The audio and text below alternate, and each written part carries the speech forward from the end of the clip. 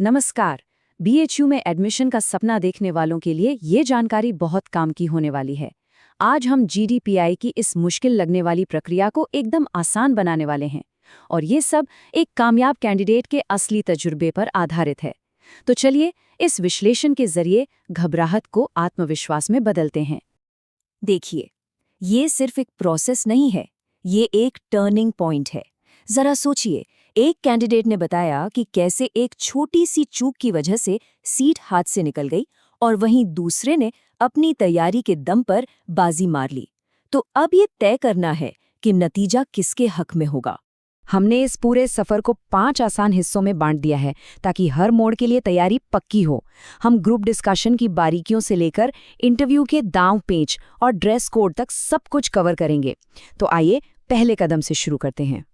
अच्छा, तो सबसे पहले ये समझते हैं कि आखिर ये पूरा सिस्टम काम कैसे करता है।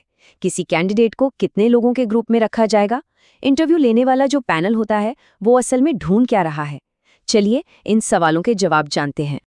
इस पूरी प्रक्रिया को एक ऑर्केस्ट्रा की तरह समझें और पैनल के सदस्य हैं इसके कंडक्टर।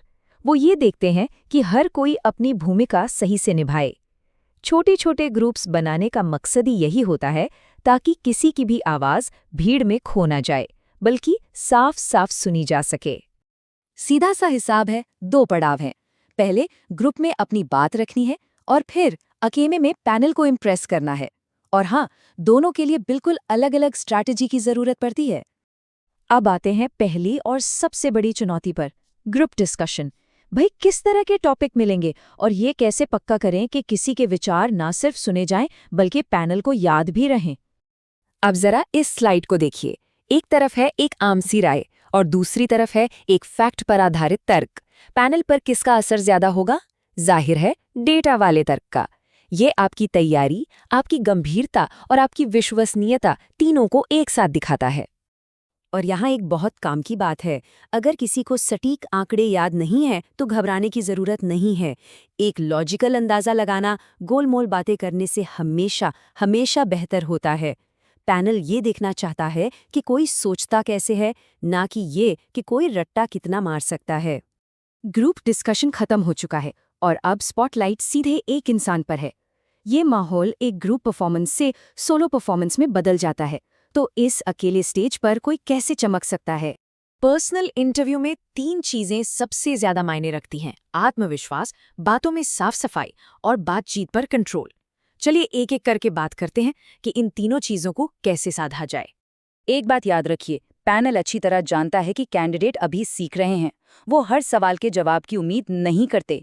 इसलिए अगर कोई जवाब नहीं पता तो उसे मानने में कोई हिचकिचाहट नहीं होनी चाहिए। ये ईमानदारी और कॉन्फिडेंस सिखाता है, कमजोरी नहीं। ये एक बहुत ही स्मार्ट तरीका है। बातचीत को धीरे से उन टॉपिक्स की तरफ ले जाया जाए जिनमें पकड़ अच्छी हो। मान लीजिए किसी को क्रिकेट के बारे में बहुत कुछ पता है तो उसका जिक्र करना चाहिए।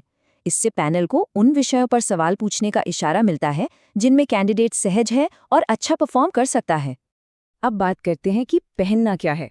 कपड़े बोलने से पहले ही किसी के बारे में बहुत कुछ कह देते हैं, तो ये पक्का करना जरूरी है कि वो सही मैसेज दें कि कैंडिडेट एक प्रोफेशनल और सीरियस इंसान है। ये कुछ बेसिक बातें हैं जो हर किसी पर लागू होती हैं। एक साफ सुथरा लुक अंदर से कॉन्फिडेंस देता है। बहुत ज्यादा फैशनेबल बनने की कोशिश नहीं करनी चाहिए। यहाँ सादगी और प्रोफेशनलिज्म ही सबसे बड़ा फैशन है। यहाँ कुछ बेहतरीन ऑप्शन दिए गए हैं।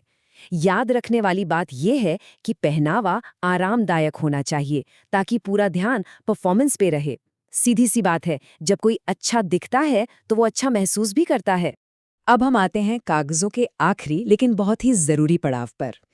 एक अच्छी तरह से ऑर्गेनाइज्ड फाइल सिर्फ एक ज़रूरत नहीं है, बल्कि ये पैनल पर एक अच्छा इंप्रेशन छोड़ने का एक और मौका है।